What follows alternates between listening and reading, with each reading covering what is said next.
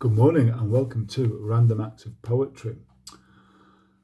So this piece today is coming from that ancient publication that's just been unearthed called Away with Angus.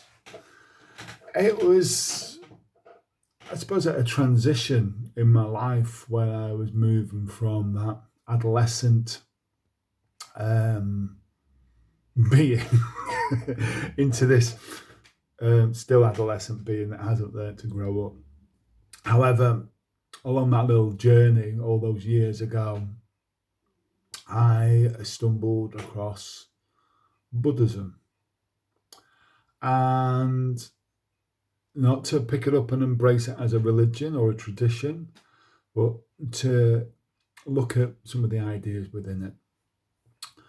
And one of those ideas is a thing called dis-ease, what makes us feel uncomfortable with our world. There's lots of trinities out there, but one of the particular ones that springs to mind, particularly from that Buddhist sort of outlook, is desire, delusion, and hostility. How we desire a certain thing, we become hostile if we don't get that thing, and how we maintain the delusion about that thing, whatever that thing may be. And that becomes the intrinsic study. What is a thing?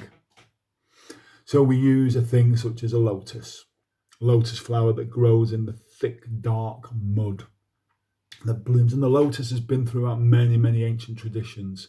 It sits at the heart of the Egyptian tradition, it sits at the heart of Tibetan tradition, and it sits at the heart of the Chinese tradition. The flower that blooms from the mud, that you can fold the petals in upon itself to make a wonderful mandala.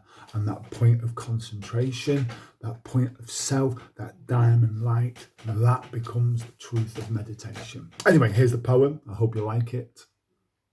How the Lotus Grows on Meditation. What is the nature of disease as it opens the eyes to that paper fabric need?